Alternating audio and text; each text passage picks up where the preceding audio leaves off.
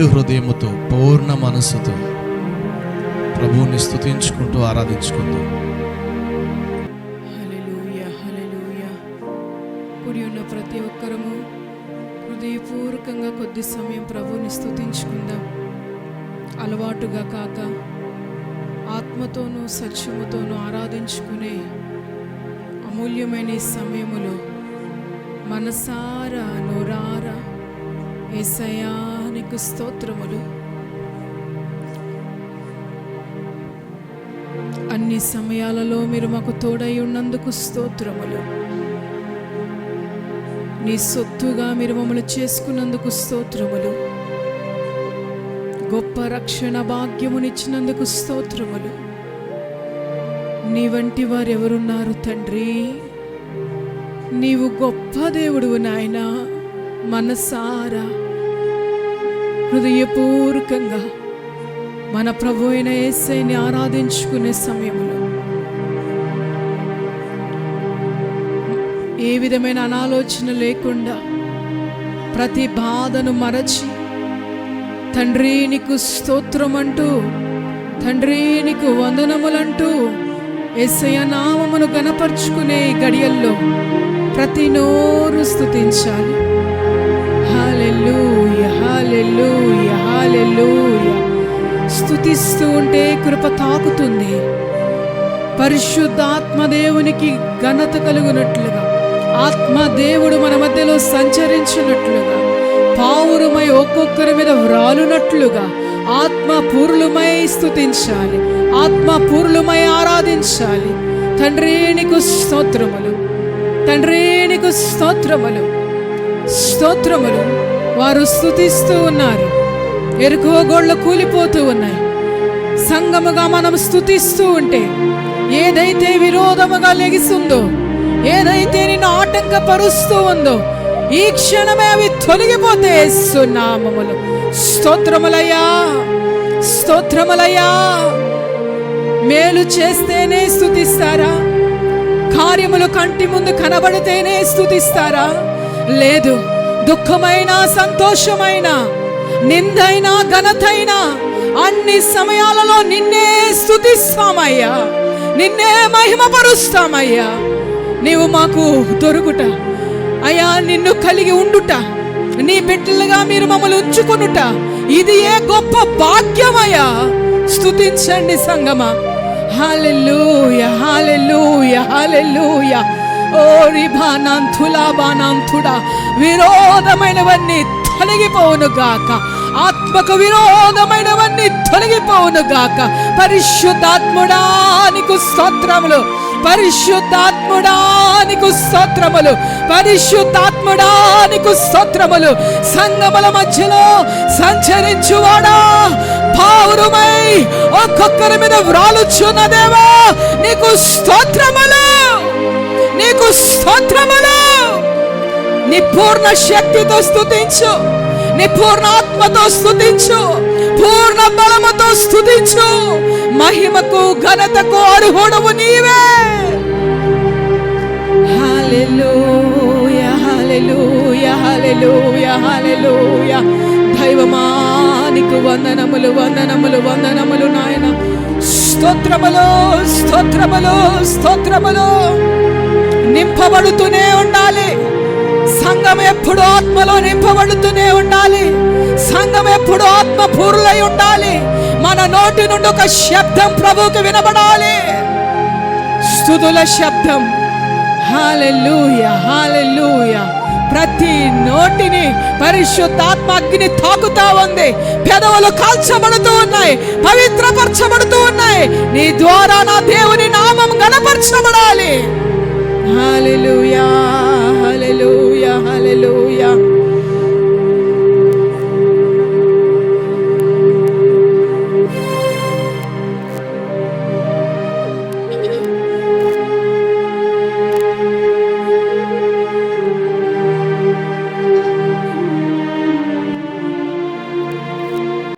నిత్యుడా నీ సన్నిధి నిండుగాన తోడు, నిత్యముంచి నన్ను నడిపించుమా నడిపించుమా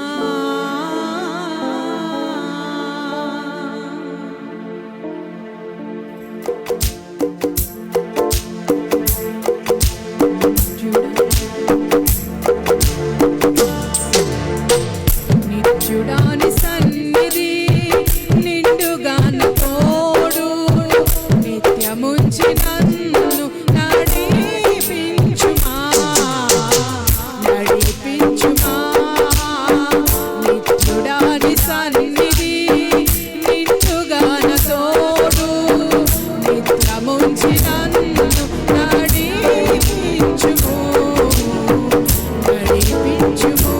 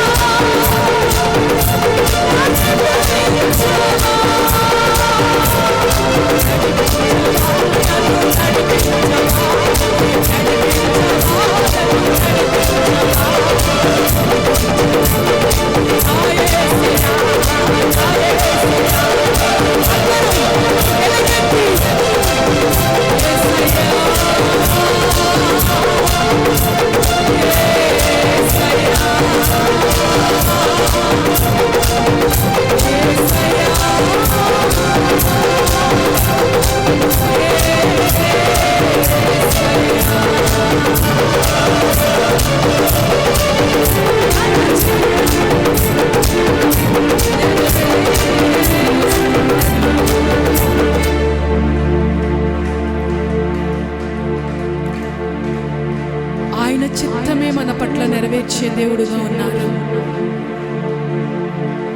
అనేక ఆలోచనలతో కృంగిపోతూ అడుగు పెట్టావా? అనేకమైనవి నీ జీవితంలో చుట్టుముట్టి ఉన్నాయా? ఎలా అడుగులు ముందుకు వేయాలో అర్థం కాని స్థితిలో నీవు కృంగిపోతూ ఉన్నావా? నా దేవుడు నడిపించే దేవుడుగా ఆరాధన మధ్యలోకి దిగి వచ్చి ఉన్నారు. ఆయన నీ చేయి పట్టుకునే ఉన్నారు. జలములలో పడినే వెళ్ళినా అవి నా మీద పారవు, నా ఎదుటే నిలిచావా నా ప్రభు. సంగమా, ఆయన నీ ఎదుటే ఉన్నారని, ఆయన నీ దరినే ఉన్నారని, ఆయన నీ ప్రక్కనే ఉన్నారని నువ్వు మర్చిపోవచ్చు. నీ ఎదుట నిలిచున్న యేసయ్య అంతము వరకు నీ చేయి విడిచే దేవుడు కాదు. చెదిరిపోతున్న నీ హృదయమును కట్టడానికి ఆయన దిగి వచ్చి ఉన్నారు. అనేకమైన స్థితులతో చెదరగొట్టబడుతున్న నీ జీవితాన్ని నిలబెట్టడానికి దిగి వచ్చి ఉన్నారు. ఒక్కసారి ప్రభు తట్టు మన చేతులెత్తి చూపుదాం. హల్లెలూయా,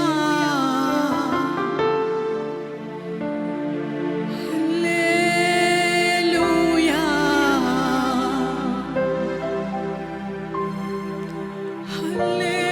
హల్లెలూయా, ఆమేన్.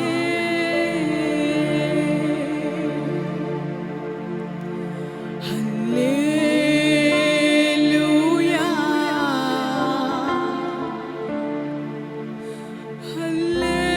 హల్లెలూయా,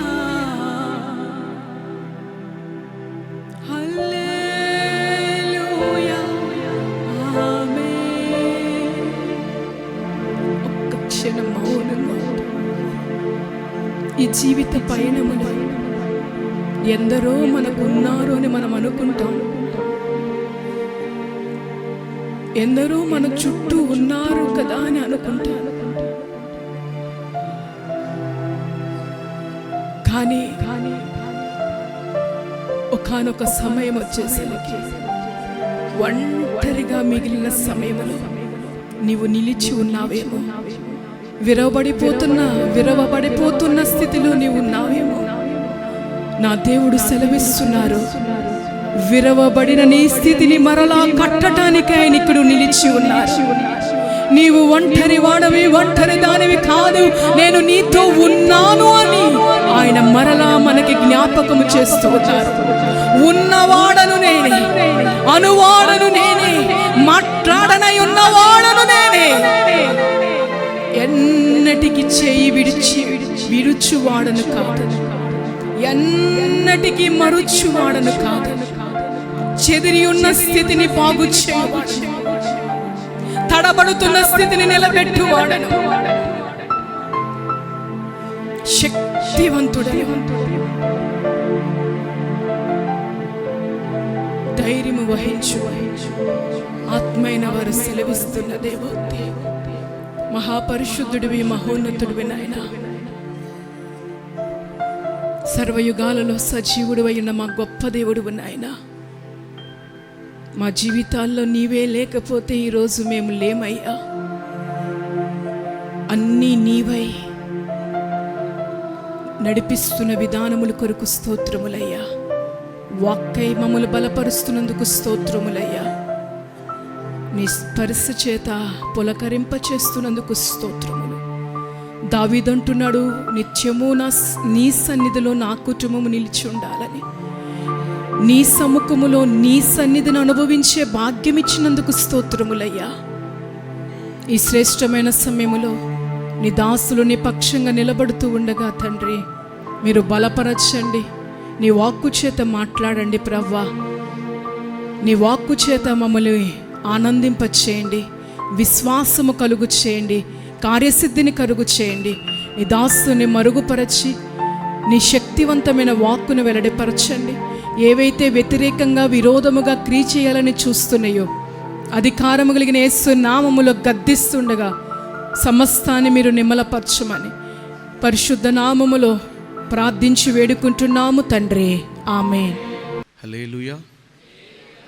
కాస్త బిగ్గరగా చెప్దాము, హల్లెలూయా. ఈ దినం ఆయన సన్నిధికి, ప్రభు సన్నిధికి కూడి వచ్చిన మీ అందరికీ మన ప్రభు అయిన యేసుక్రీస్తు వారి పేరిట మీ అందరికీ హృదయపూర్వకమైన వందనాలండి. మీ అందరికీ హృదయపూర్వకమైన వందనాలు. దేవుని మహాకృపను బట్టి గత వారంలో ప్రకటించిన కార్యక్రమాలన్నీ ప్రభు ఎంతగానో దీవెనకరంగా జరిగించారు. చాలామంది అడుగుపెట్టి మేలు పొందుకుంటున్నారు, సాక్ష్యాలు ఇస్తున్నారు. ప్రభు మాకు ఈ మేలు చేశారండి, ప్రభు మాకు ఈ కార్యాన్ని జరిగించారని. అందుకు దేవునికే మహిమ కలుగునుగాక. దేవుని వాక్యాన్ని చూసుకుందాం. ఈరోజు చక్కని వాక్కును ప్రభు సిద్ధపరిచారు. రాత్రి 12 దాటిన తర్వాత దేవుని సన్నిధిలో నిలుమొక్కాలుండి ప్రార్థన చేసుకుంటూ ఉన్నాను. ఎందుకు ఒక భారం వచ్చింది బాగా హృదయంలో. ఎందుకంటే సాధారణంగా దేవుని యొద్దకు అన్ని విషయాలు తీసుకువెళ్ళను. ఎందుకు ఆ మాట అంటున్నానంటే, ఆయన తెలుసు కదా, ఆయన ఏం చేయాలనుకుంటే అది చేస్తారు అని చెప్పాను. అంటే నా విషయాలు, ప్రజల విషయాలు కాదు. మరి ప్రజలు చెప్పింది ప్రతిదీ దేవుని దగ్గర ప్రార్థన చేస్తూనే ఉంటాం, వాళ్ళ సమస్యల నుంచి విడిపించమని. ఒక భారం హృదయంలో కలిగి, రేపు పగలు ప్రజలు వస్తారు, ప్రజలకి కావాల్సిన వాక్ ఒక పక్కన, ఇంకొక పక్కనేమో నేను వెళ్ళవలసిన మార్గం. ఇన్ని సంవత్సరాలు ఎంతో నడిపించుకుంటూ వచ్చావు, ఇక్కడి నుంచి నేను వెళ్ళేపాటికి 10:30 అయింది. అంటే ఇక్కడి నుంచి నేను ఇంటికి చేరేపాటికి ఇక్కడ 9 దాటిన వెళ్ళాను, కానీ బయట మరి కొన్ని పనులు చూసుకొని ఈ మధ్యలో 12 లోపు ప్రభు నడిపించిన మార్గాలన్నీ గుర్తుకొస్తూ ఉన్నాయి. ఆయన నడిపించిన విధానం, ఆయనతో ఉన్న సంబంధం, ఆయన నాకు కలిగి ఉన్న అనుబంధం, ఇవన్నీ ఆ జ్ఞాపకాలు భారం ఇచ్చాయి హృదయంలో. ఆ భారంతో మోకరించి ప్రార్థన చేస్తా, ఇంతకాలం నీ మాటను పట్టుకునే కదా వెళ్ళింది, మరి ఇప్పుడు నాకు ఒక మాట ఇవ్వాలి, ఆ మాట ప్రకారం నేను నిర్ణయం తీసుకుంటాను నేను వెళ్ళే మార్గం విషయంలో అని చెప్పని ప్రభు సన్నిధిలో ప్రార్థిస్తున్నప్పుడు ప్రభు గత రాత్రి ఒక చక్కని మాట నా ముందుకు తీసుకొచ్చారు. ఈరోజు సందేశం అదే. ఎందుకంటే సేవకులందరూ ఆయా అనుభవాలు కలిగి ఉంటారు.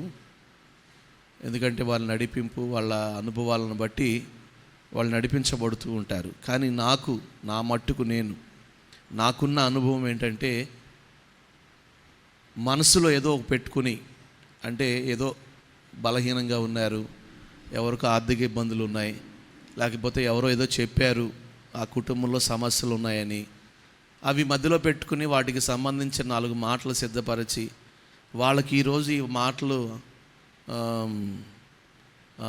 కలగాలి, వాళ్ళలో మార్పు కలగాలి, లేదా వాళ్ళకి ధైర్యం కలగాలి, వాళ్ళకి ఓదార్పు కలగాలి, వారికి ఆదరణ కలగాలి అనే స్వభావం మీ సేవకుడిది కాదు.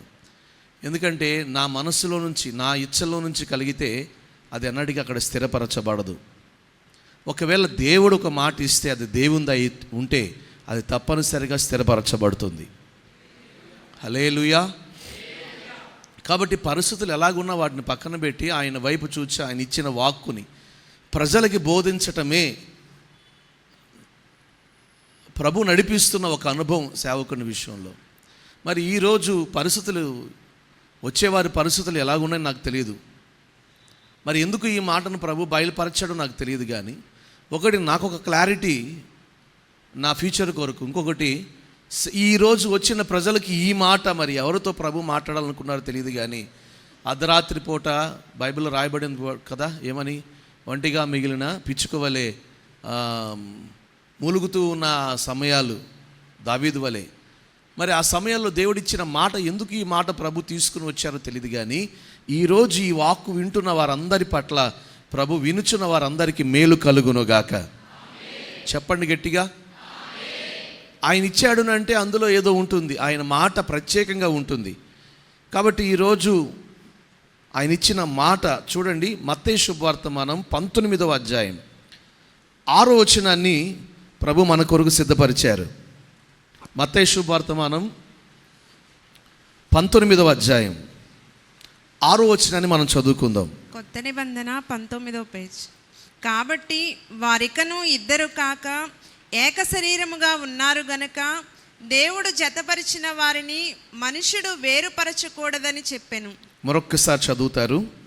కాబట్టి వారికను ఇద్దరు కాక ఏక శరీరముగా ఉన్నారు గనక దేవుడు జతపరిచిన వారిని మనుషుడు వేరుపరచకూడదని చెప్పెను. హల్లెలూయా. బిగ్గరగా చెప్పాలి. తల పైకెత్తి దేవుని మాటలు వినండి. ప్రభు ఈరోజు చెప్పాలనుకుంటున్న మాట ఒకటే, ఏమనంటే ఇది సందర్భం. ఆయన చెప్పింది పైన గమనించుకుంటూ వెళ్తే పురుషుని గాను స్త్రీని గాను సృజించారు, వారి నిమిత్తం వివాహాన్ని ప్రభు ఏర్పరిచారు. ఆ సందర్భంగా మాట్లాడుతూ చెప్పిన మాట ఈ మాట. మాట్లాడుతూ ఆయన అంటున్న మాట ఏంటంటే 6వ వచనంలో, కాబట్టి వారికను, గత కాలంలో 2గా ఉండొచ్చేమో కానీ ఇక మీదట వారిద్దరూ ఇద్దరిగా కాక ఎలా ఉండాలంట? శరీరం పక్కన పెట్టేసేయండి. ఇద్దరుగా కాక ఎలా ఉండాలంట? ఏకముగా ఉండాలి. వారు ఇద్దరు కాదు, వారు ఏకముగా ఉండాలి. ఎందుకంటే దేవుడు వారిని జతపరిచాడు. గట్టిగా స్తోత్రం చెప్పాలి. హల్లెలూయా. కాస్త బిగ్గరగా. నిజమే, ఇది కుటుంబ జీవితానికి సంబంధించిందే.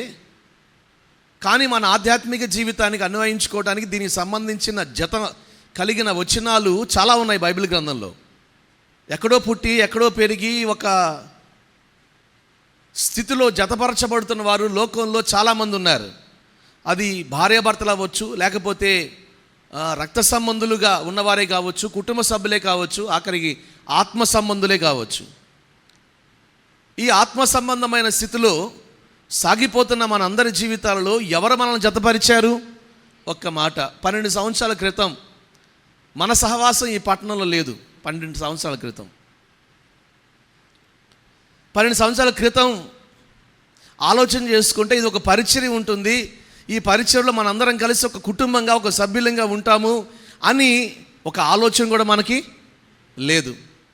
కానీ సంవత్సరాలు గడిచే కొందుకి దేవుడు ఒక ఆత్మీయ కుటుంబంగా ఎవరు జతపరిచారు చెప్పాలి గట్టిగా, ఇంకాస్త బిగ్గరగా చెప్పండి.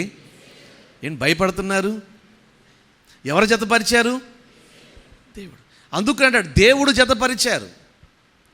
మనం కలిసి ఈ ఆత్మీయ ప్రయాణం చేయాలని అనుకున్నది ఇది కాదు. ఆయన అనాది సంకల్పం ఎక్కడెక్కడో ఉన్న వారిని తీసుకుని వచ్చి దేవుడు జతపరిచాడు.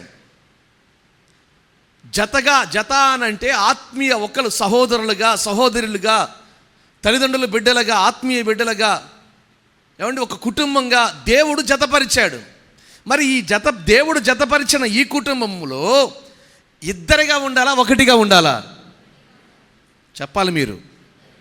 నాకు గట్టిగా చెప్పండి. ఎందుకనంటే ఈ వాతావరణానికి నా చెవులు కొంచెం దిబ్బులుగా అంటే కొంచెం ఒక రకంగా ఉంది. గట్టిగా చెప్పండి. తిని రాలేదా? కాస్త బిగ్గరగా ఒకళ్ళగా ఒకటిగా. కేవలం ఆత్మ సంబంధమైన స్థితిలోనే కాదు కండి, కుటుంబ విషయంలో కూడా భార్యాభర్తలు ఎలా ఉండాలి? ఇద్దరా ఒకటా? రక్త సంబంధులు, కుటుంబ సభ్యులు, ఆత్మీయులు, ఇది దేవుని నిర్ణయం. ఎందుకంటే దేవుడు జతపరిచాడు. దేవుడు జతపరచబడిన వారిని మనుషులు ఎవరు చెప్పాలి? మనుషులు ఎవరు? ఏ మనుషుడు వేరు చేయకూడదు. రెండు అన్న మాట ఎక్కడ వినబడకూడదు. ఎందుకంటే ఇది ఒకటి, ఇది దేవుడు జతపరిచింది. మీకు క్లారిటీ ఇంకా ఆధ్యాత్మికంగా ఇది భార్యాభర్తలకు సంబంధించిందిలేండి, వాళ్ళిద్దరూ ఐక్యతగానే ఉంటారులే మీరు అనుకుంటారు. కానీ బైబిల్ చెప్పే స్పష్టమైన లేఖనాలు మీరు చూచినప్పుడు మీకు అర్థమయ్యే ఒక ఆధ్యాత్మిక లోతు మీకు తెలుస్తుంది. కొన్ని విషయాలు మీ ముందుంచుతాను మీకు అర్థమయ్యేట్లుగా. ఫిలిప్పీలకు రాసిన పత్రిక 4వ అధ్యాయం మొదటి 2 వచనాలు చదువుకుందాం. ఫిలిప్పీలకు రాసిన పత్రిక 4వ అధ్యాయం మొదటి 2 వచనాలు. కావున నేను అపేక్షించు నా ప్రియ సహోదరులారా, నా ఆనందమును నా కిరీటమును నైన నా ప్రియులారా, ఇట్లు ప్రభువునందు స్థిరులైండుడి ఉండండి, ప్రభువునందు ఏక మనసు గలవారై ఇండుడని యెవోదియాను సుంటికేను బతిమాలు కొనుచున్నాను.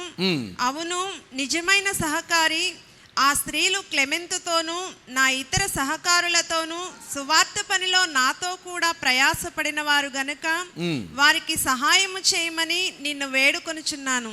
చూడండి, వాళ్ళ పేర్లు జీవ గ్రంథంలో కూడా రాయబడి ఉన్నాయి అన్న మాట అక్కడ రాయబడి ఉంది. తెల్ల పైకెత్తండి, దేవుని మాటలు వినండి.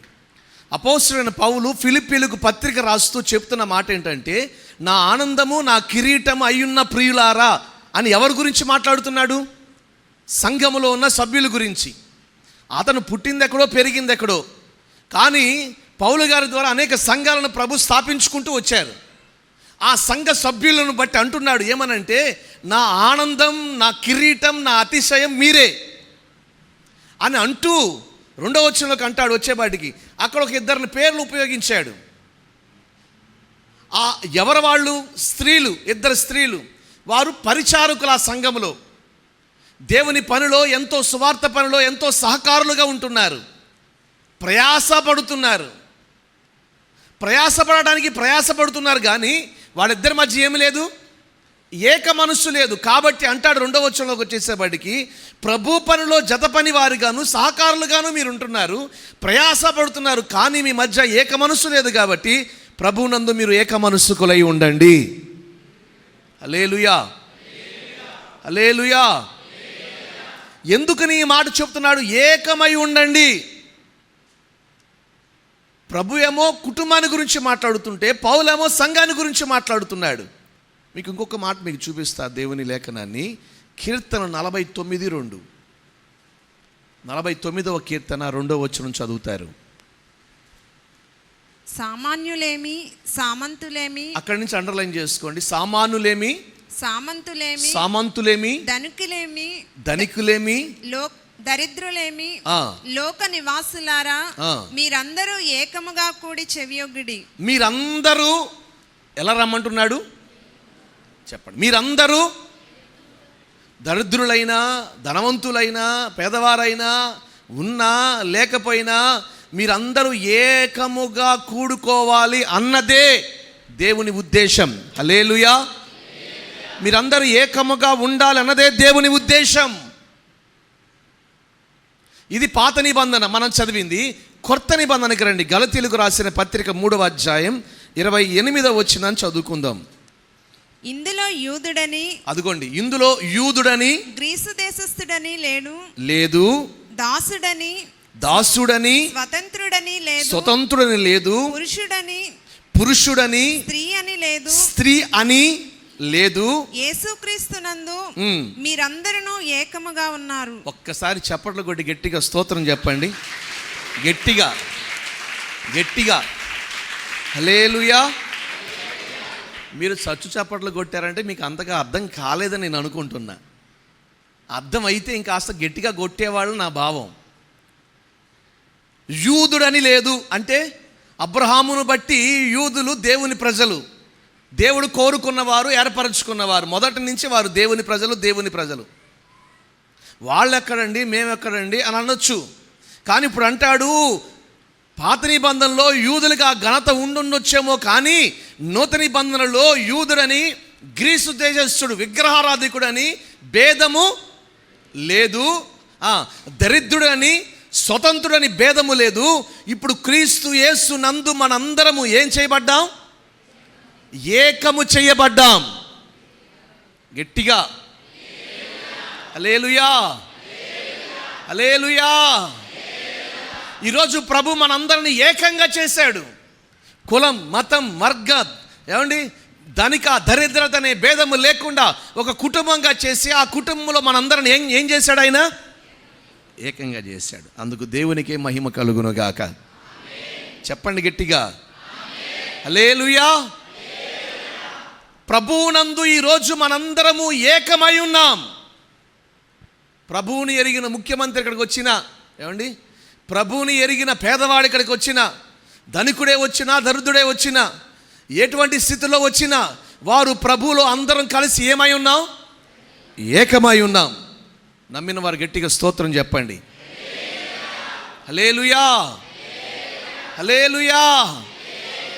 జీవము గల దేవుని సన్నిధిలోకి వచ్చే మనం ఆ మందిరపు గుమ్మము దాటి లోపలికి వచ్చేటప్పుడు ఇది దేవుని ఇల్లు కాబట్టి ఇంటిలో కులము లేదు, మతము లేదు, ధనిక దరిద్రత అనే భేదము లేదు. మనందరము ఒక్కటి, ఏకము అన్న ఒక భావముతో అడుగు పెట్టాలనేదే దేవుని కోరిక.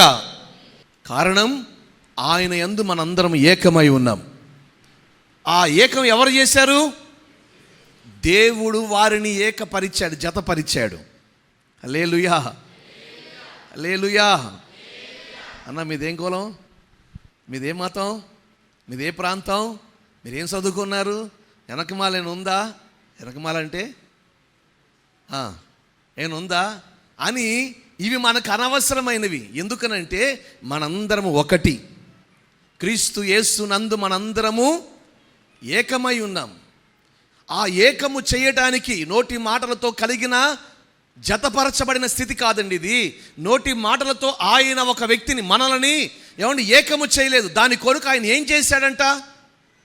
ఎఫెసీయులకు రాసిన పత్రిక 2వ అధ్యాయం 14వ వచనం.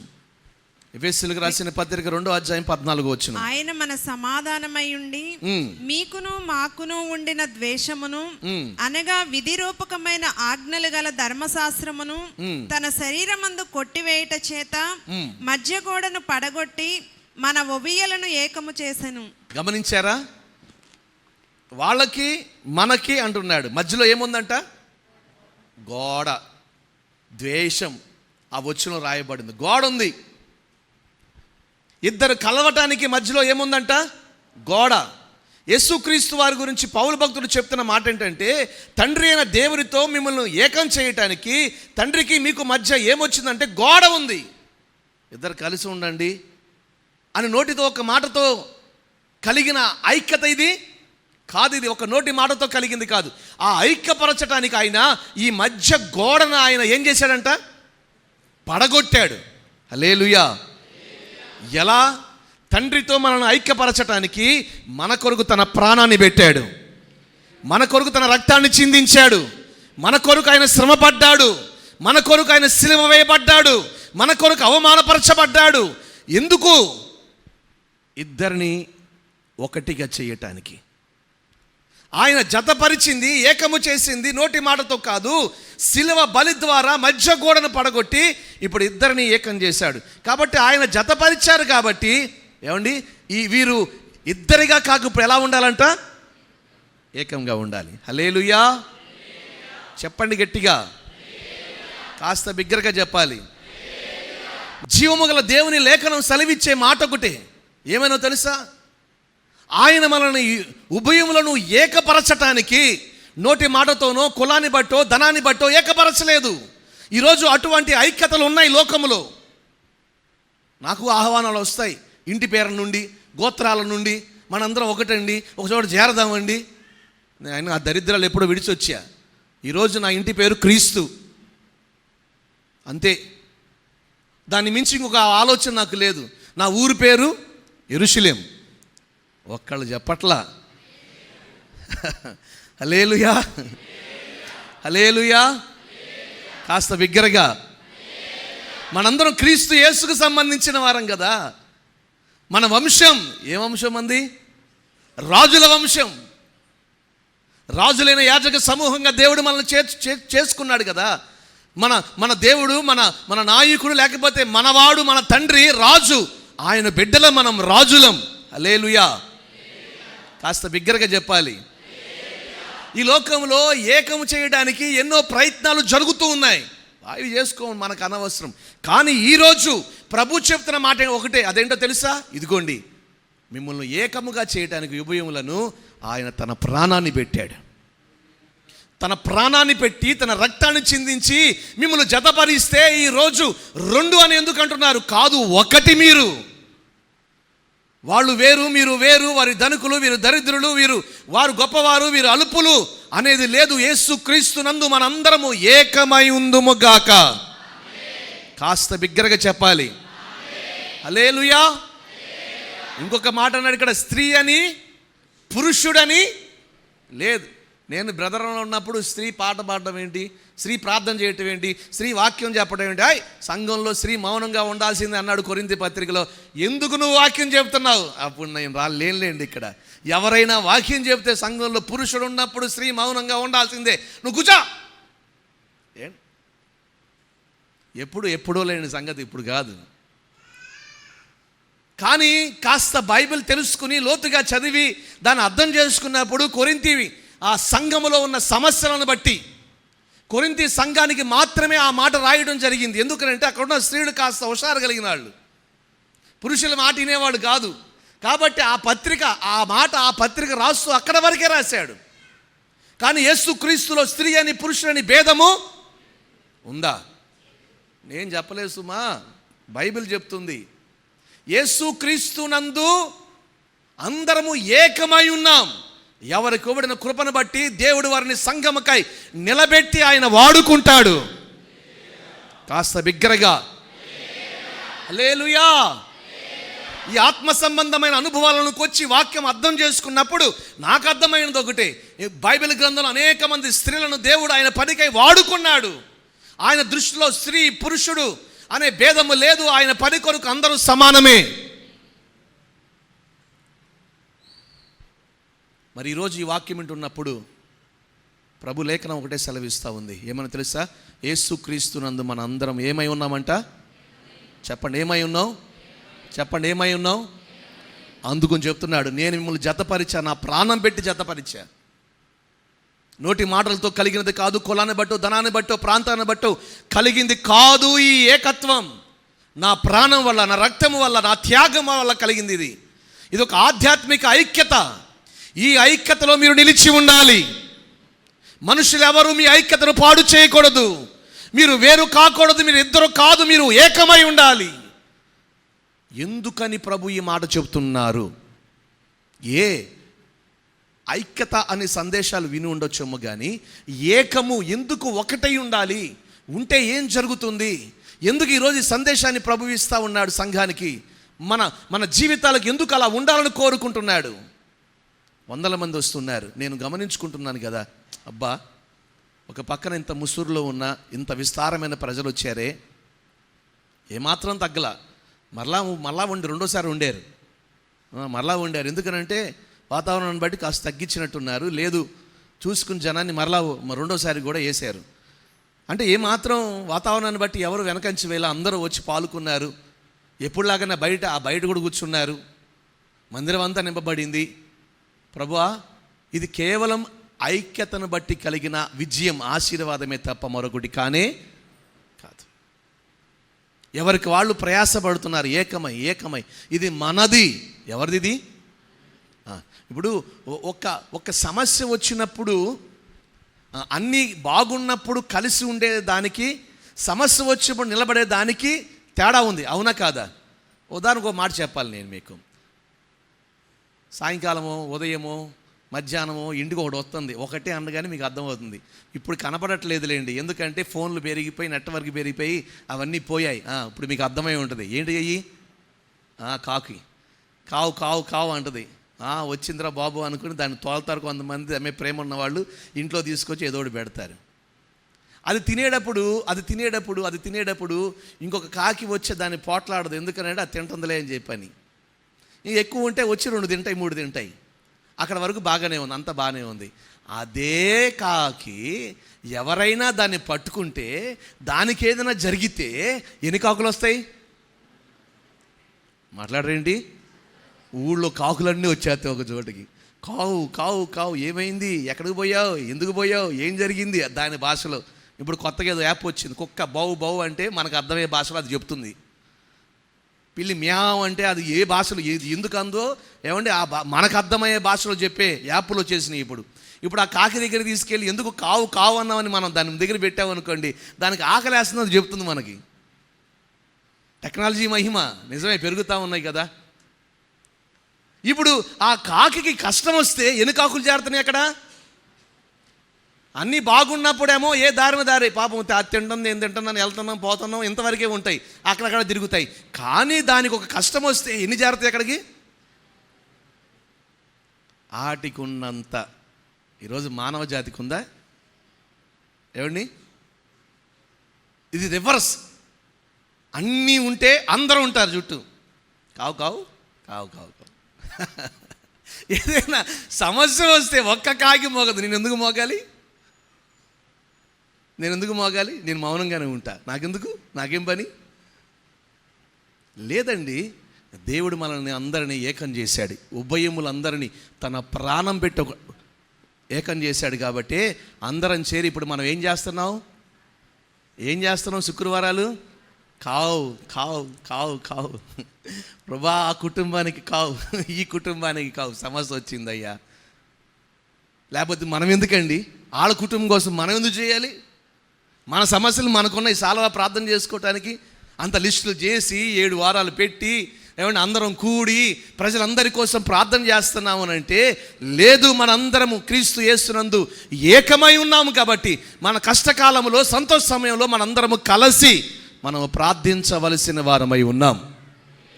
చెప్పండి గట్టిగా, హల్లెలూయా, హల్లెలూయా.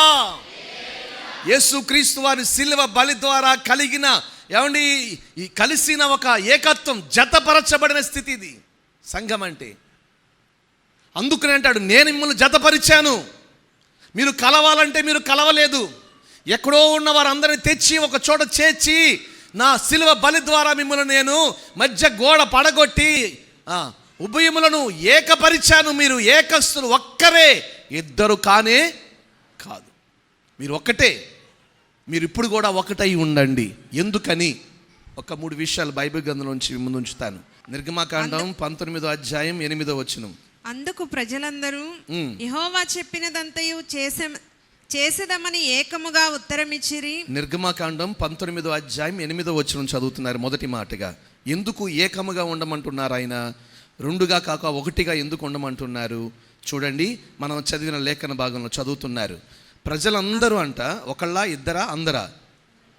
చెప్పాలి. అందరంటే ఓ 10 మందా, ఒక 20 మందా? ఎంతమంది ఉన్నారు అక్కడ? లక్షల మంది ఉన్నారు ఇశ్రాయేలు ప్రజలు. ఐగుప్తు దేశంలో నుంచి బయటకు వచ్చిన వారు లక్షల మంది. ఈ లక్షల మంది అందరూ కలిసి యెహోవా చెప్పినదంతయు చేసేదమని ఏకముగా ఉత్తరమిచ్చిరి. ఎలా ఉత్తరం ఇచ్చారంట? ఈరోజు సబ్జెక్ట్ అదే కదా, ఏకం. దేవుడు ఏకంగా ఉండమంటున్నాడు. ఎలా ఉత్తరం ఇచ్చారంట? ఏకముగా ఉత్తరం ఇచ్చారు. అందులో ఏమాత్రం సందేహం లేదు. ఒరేయ్, నీకేనా సందేహాలు ఉన్నాయా? లేదన్నయ్యా. తమ్ముడు, నీకు ఏం లేవయ్యా? అక్క, నీకు లేవు. అందరూ కలిసి, లక్షల మంది ప్రజలు కలిసి ఏకముగా ఒకే జవాబు.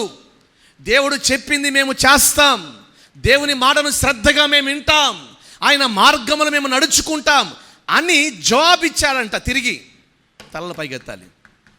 ఐగుప్తు దేశంలో నుండి 2 నెలల ప్రయాణం చేశారు. Capital city Cairo. ఆ రోజు కూడా అంతే. అక్కడే ఉన్నాయి పెద్ద పెద్ద పిరమిడ్స్. నేను ఆ ప్రాంతానికి వెళ్ళినప్పుడు చూడడం జరిగింది. కైరో సిటీ నైల్ నది ఒడ్డున ఉంటుంది. అక్కడి నుండి సీనాయి పర్వతం దగ్గరికి 2 నెలల ప్రయాణం చేశారు. ఈరోజు అయితే నా దేశం మార్నింగ్ 10కి బయలుదేరితే ఈవినింగ్ 4 కల్లా చేరుకుంటారు ఎడారిలో, ఎర్ర సముద్రం మీదుగా. మరి అటువంటి పరిస్థితుల మధ్య 2 నెలలు ప్రయాణం చేశారు. ఎందుకంటే 2 నెలల మధ్యలో ఎర్ర సముద్రం వచ్చింది, వాటిని పాయలుగా చేశారు, దాటొచ్చారు, ఇవన్నీ జరిగాయి. 3వ నెల మొదటి రోజున ఇశ్రాయేలు ప్రజల దగ్గరికి దేవుడు మోషేను పంపాడు. వారితో ఈ మాట చెప్పు, వాళ్ళు ఏమంటారో నాకు తిరిగి చెప్పని. ఏమని చెప్పాడు ఆయన?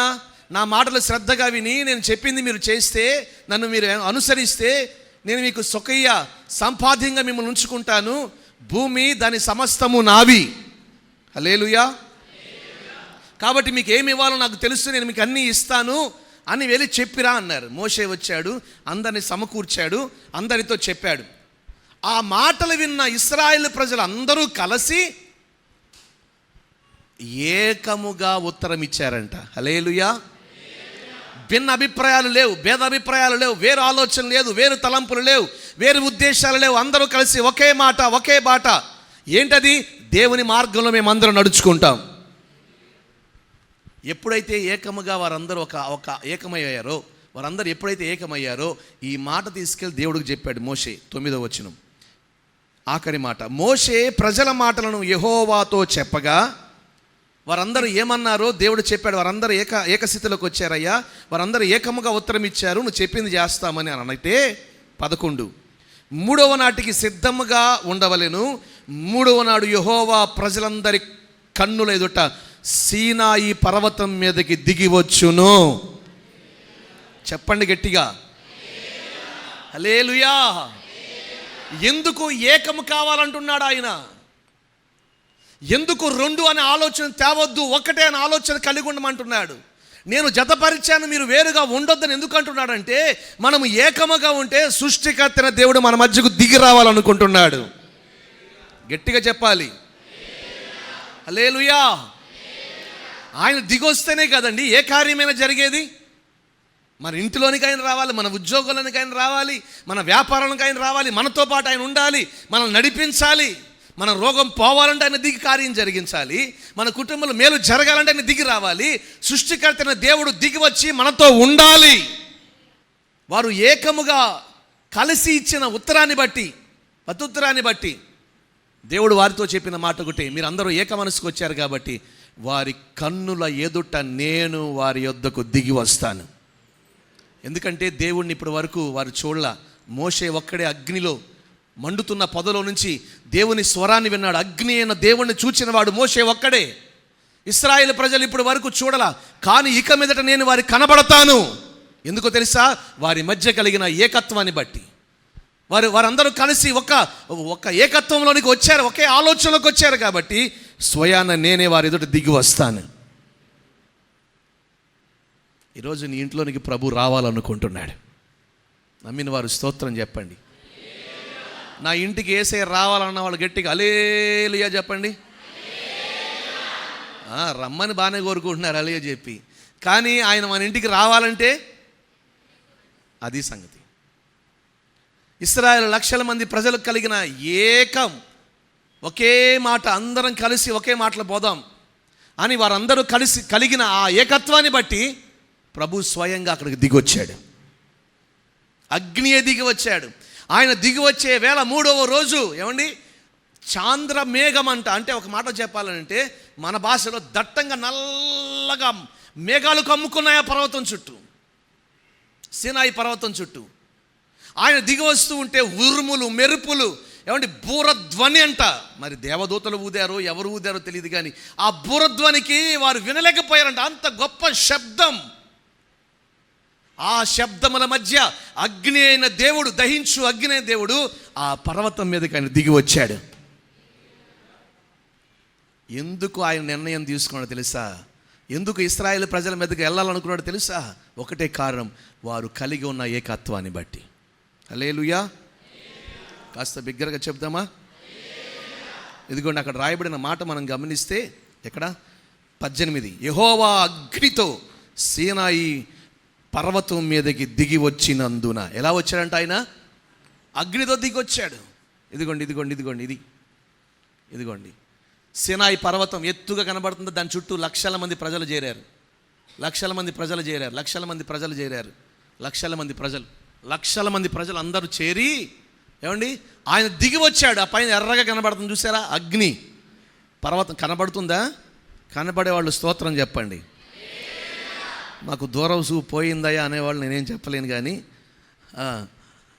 మరి నిజమే కదా. ఆ అగ్నియే దిగి వచ్చాడండి ఆయన. సృష్టికర్తైన దేవుడు వారి మధ్యకు దిగి రావడానికి గల కారణం ఏంటంటే, ఈ కొండ కింద ఉన్న లక్షల మంది ప్రజల్లోకి ఏమొచ్చిందంట? ఏకత్వం వచ్చింది. కాబట్టి ఆయన దిగి వచ్చాడు. ఆయన దిగి వచ్చేటప్పుడు ఆ పర్వతం అంతా నల్లటి మబ్బులు చూసారా? నల్లటి మబ్బులు దట్టంగా పట్టాయి. ఆ మబ్బుల్లోంచి ఉరుములు మెరుపులతో ఆయన సీనాయి పర్వతం మీదకి ఆయన దిగి వచ్చాడు. సృష్టికర్తైన దేవుడు వచ్చాడండి. సామాన్యమైన విషయమా? దహించు అగ్ని ఉన్నవాడు దిగి వచ్చాడు. సామాన్యమైన విషయమా? ఇశ్రాయేలు ప్రజలు అన్నాడు ఊహించిన రీతిలో వారి కళ్ళెదుటికి దేవుడు దిగి వచ్చాడు. అది సామాన్యమైన విషయమా? ప్రజలు ఆ ఉరుముల శబ్దంకు వణికారంట. అక్కడ రాయబడిన మాటలు. మరి ఆ గొప్ప దేవుడు ఎందుకు ప్రజల మధ్యకు దిగి వచ్చాడో తెలుసా? వారందరూ కలిసి ఏకముగా ఇచ్చిన ఉత్తరాన్ని బట్టి, వారిచ్చిన చెప్పిన మాటను బట్టి, వారందరి మధ్య కలిగిన ఏకత్వాన్ని బట్టి, ఐక్యతను బట్టి, మేమందరము కలిసి లక్షల మంది ప్రజలం ఆయన చెప్పిన మాట వింటామన్న ఆ ఏకత్వాన్ని బట్టి దేవుడు వారి మధ్యకు దిగి వచ్చాడు. మరి ఈరోజు ప్రభు మన మధ్యకు దిగి రావాలంటే మనలో ఏముండాలి? చెప్పాలి గట్టిగా. ఏముండాలి? మరి ఉందా? కుటుంబంలో నలుగురు ఉంటే నలుగురు దారులకు వెళ్తున్నారు ఈ రోజుల్లో. నిజమే కదా? అందరూ కలిసి ఒక్క మాట మీద నిలిచే పరిస్థితులు ఈరోజు కనిపించట్లేదు లోకంలో. ఒక్కొక్కరిది ఒక్కొక్కరి ఇష్టం. నలుగురు నుంచోబెట్టి దాన్ని ఏమంటారు, నీకు ఇష్టమైన కలర్ ఏదనంటే ఒక్కొక్కడు ఒక కలర్ చెప్తారు. అందరూ కలర్ చెప్తారా? నీకు ఇష్టమైన ఫుడ్ ఏదంటే ఏం చెప్తారు? ఒక్కొక్కడు చెప్తారు. అందరికీ ఒకటి అనేది ఉండదు కదా. ఎవరు కోరికలు ఎవరు ఆశలు ఎవరి ఆలోచన వాళ్ళవి, ఎవరి ఉద్దేశాలు వాళ్ళ. ఈరోజు కుటుంబాల పరిస్థితులు. అందుకనే ప్రభు ఉండలేకపోతున్నాడు కుటుంబాల్లో. నా వల్ల కాదు, పోతున్నాను రా బాబు అంటున్నాడు ఆయన. ఆయన వెళ్ళిపోయబట్టే ఈరోజు కార్యాలు ఆగిపోయాయి. జరగవలసిన కార్యాలు ఆగిపోవడం గల కారణం ఏంటంటే, ఏకత్వంలోనికి ఇంకా ప్రజలు రాలా. వస్తే ఆనాడు లక్షల మంది ప్రజలు కలిగిన ఆ ఏకత్వం మన కుటుంబాలలో మన మధ్య కలిగితే సృష్టికర్తైన దేవుడు దిగివచ్చునుగాక. గట్టిగా చెప్పండి హల్లెలూయా. మనం ఎదురు చూస్తున్న కార్యాలు మన ఇంట ప్రభు జరిగించునుగాక. మనకు నచ్చినా నచ్చకపోయినా మనకు మనము కలిసి ఉండాలి అన్న ఏకత్వం కలిగి ఉంటే దానిని బట్టి నా ప్రభు వారి మధ్య ఉండటానికి ఇష్టపడతాడు. మరి ఈరోజు ఈ వాక్యం వింటున్న మన జీవితంలో మనందరం కలిసి కుటుంబాలుగా ఆత్మీయంగా, మీరు చేసే వ్యాపారంలో అయినా, ఉద్యోగంలో అయినా, ఆత్మీయులతో అయినా, రక్త సంబంధులతో అయినా, నా అనుకున్న వారందరితో ఎలా ఉండాలండి? ఇక్కడ విని దాటి వెళ్ళిపోయిన తర్వాత మర్చిపోతే నేనేం చేయలేను. ఎందుకు ఈరోజు ప్రభు ఈ మాట మాట్లాడుతున్నారు తెలుసా? ఉపవాసాల ముగింపులోకి వచ్చాం. ఆయన కార్యాలు చేయాలనుకుంటున్నాడు. కానీ నీలో లేని ఆ ఐక్యత, లేని ఏకత్వాన్ని బట్టి ఆయన ఏ కార్యం చేయలేకపోతున్నాడు. నువ్వు ఆశపడుతున్నావు, నీకోసం సంఘం ఉపవాసం ఉంటా ఉంది, నీకోసం సంఘం అగ్గరారుస్తూ ఉంది, కన్నీళ్ళు పెట్టుకుంటా ఉంది. కానీ నీలో ఉన్న ఆ ఐక్యత లేని స్వభావం, రెండు అనే స్వభావం, ఒకటి అనలేని స్వభావంలో దైవ కార్యాలు నిన్ను దాటి వెళ్ళిపోతూ ఉన్నాయి, నీ కుటుంబాన్ని దాటి వెళ్ళిపోతూ ఉన్నాయి. అనేకులు అటువంటి స్థితిలోనికి వచ్చి కార్యాలు అనుభవిస్తూ ఉన్నారు. అందుకని ఈరోజు ఉపవాసాల ముగింపులో ప్రభు చెబుతున్న మాట ఒకటే, ఏమన్నా తెలుసా? ఇదిగో, ఇద్దరు కాకుండా ఒకటిగా మీరు ఉండండి. నేను నా ప్రాణం పెట్టి మిమ్మల్ని జతపరిచాను, నా యందు మీరందరూ ఏకమై ఉన్నారు. మీ మధ్య ఉన్న గోడను నేను పడగొట్టి ఉభయములను నేను ఏకపరిచాను, నేను మిమ్మల్ని చేశాను. హల్లెలూయా, హల్లెలూయా. కాబట్టి మీరందరూ అటువంటి ఏకత్వంలోనికి వస్తే ఈరోజు ఆయన మీ మధ్యకు వచ్చి గొప్ప కార్యాలు చేయునుగాక. ఇప్పుడు మీరు పరిశీలించుకోండి, పరీక్షించుకోండి. నా దేవుడు నా విషయంలో ఎందుకు కార్యాలు చేయట్లేదు? నాకెక్కడ ఏ విషయంలో ఏకత్వాలని నేను లేను? ఒకసారి ఆలోచన చూసుకోండి. ఒకవేళ ఎక్కడైనా కనబడితే దాన్ని ఈరోజే సరి చేసుకొని తిరిగి మరలా ఒక్క ఆలోచనలోనికి రండి. నా దేవుడు మీ పట్ల గొప్ప కార్యాలు చేయునుగాక. ఆమేన్, హల్లెలూయా. అందుకని కొత్త నిబంధనలు దీన్ని మరొక మాటగా చెప్పారు మనకు అర్థమయ్యే భాషలో. ఏమనంటే, ఇద్దరు లేక ముగ్గురు నా నామమున కూడి ఉన్న చోట నేను వారి మధ్య ఉంటా. హల్లెలూయా. మరి ఆయన నామం పేరిట ఒకటిగా కూడితే కదా, ఒక్కటై ఉంటేనే కదా, మరి అలా ఉంటేనే కదా ఆయన మన మధ్యకు వచ్చేది. ఆయన రాకపోతే మన వల్ల ఏదైనా జరుగుతాయా? మనం ఏమైనా చేయగలుగుతామా? నేను ఇప్పటికీ ఆశ్చర్యపోతూ ఉన్నా ఈ కార్యక్రమాలన్నీ చూసుకుని, నాకే ఆశ్చర్యం కలుగుతూ ఉంది. ఈరోజు నిండా దొరికినట్టు ఉన్నాం మనుషుల నోటికి అనుకునే టయానికల్లా. లేదు పిచ్చోడా, ఎందుకు భయపడతావు అనుకుంటా, అందరి ఐక్యతను బట్టి. హల్లెలూయా. ముసురు లేదు, ఏంటది, వాయుగుండం లేదు, అలపబెట్టడం లేదు. దేవుడు మనకి ఇచ్చిన దానికి మనం వెళ్ళాల్సిందే. తడిసినా ఏమైపోయినా మందిరానికి వెళ్ళాల్సిందే, ప్రార్థన చేసుకోవాల్సిందే. ఒక్కటి కూడా నాగా పడకూడదు. ఓల్డ్ భాష మాట్లాడుతున్నా, కొత్త భాష ఏంటి, ఒకదాన్ని కూడా నేను పోగొట్టుకోకూడదు అని సన్నిధికి రాబట్టే కదా ఈ కార్యక్రమాలన్నీ జరుగుతూ ఉన్నాయి. అవునా కాదా? వాస్తవం. ప్రియమైన దేవుని ప్రజలారా, నా దేవుడు చెప్పే మాట ఒకటి, మనందరం ఏకంగా ఉంటే ప్రభు మన మధ్య ఉంటాడు. మీ కుటుంబ సభ్యులందరూ కలిసి ఏకంగా, వేరుగా కాకుండా ఒకటిగా ఉంటే మీ మధ్య ప్రభువు ఉంటాడు. కాబట్టి మనం అపేక్షించాల్సింది, మనం కోరుకోవాల్సింది, మనం ప్రోత్సహించాల్సింది, మనం ప్రార్థించాల్సింది దేని వైపు? వేరు వైపా, జతపరచడం వైపా? ఒకటిగా ఉండటం కోసమా, రెండుగా ఉండటం కోసమా? ఇప్పుడు మీకు అర్థమైనట్టుంది, గట్టిగా చెప్తున్నారు. దేనికోసం? ఒకటిగా ఉండటం కోసం. మీరు ఈరోజు అటువంటి ఒక ప్రయత్నం మీరు చేయగలిగినట్లయితే మీ కుటుంబాలలో, మీ వ్యక్తిగత జీవితంలో ప్రభు మీతోనే ఉంటాడు. అందులో ఏమాత్రం సందేహం లేనే లేదు. దహించు అగ్ని అయిన దేవుడు మీ మధ్యకు దిగి వస్తాడు. మీ కన్నుల ఎదుట ఆయన దిగి వచ్చి ఆయన చేసే కార్యాలు మీరు చూడగలుగుతారు. అటువంటి కార్యాలు మీ పట్ల ప్రభు చెయ్యునుగాక. ఆమేన్, హల్లెలూయా. ఇప్పుడు చెప్పండి, ఎందుకు ఆయన వేరు కాకూడదు అని అంటున్నాడు? ఎందుకు ఏకంగా ఉండాలి అనుకుంటున్నాడు? మొదటి మాటగా ఎందుకు ఉండాలి? ఏకంగా ఉంటే ఏం చేస్తారంట? స్వయాన ఆయనే మన దగ్గరికి వస్తాడు. కాబట్టి ఈరోజు యేసయ్యను మీతో పాటు తీసుకెళ్లాలంటే, యేసయ్యను మీ ఇంట్లో ఉంచుకోవాలనుకుంటే, ఓ ఫోటో కొనుక్కొచ్చి ఫోటోలు అక్కడ పెట్టి రోజు ఒక దండేసి 2 కొవ్వొత్తులు పెట్టి చంపలు వాయించుకుంటే ఆయన అక్కడ ఉండడు. ఫోటోలో ఉండే దేవుడు ఆయన కాడు.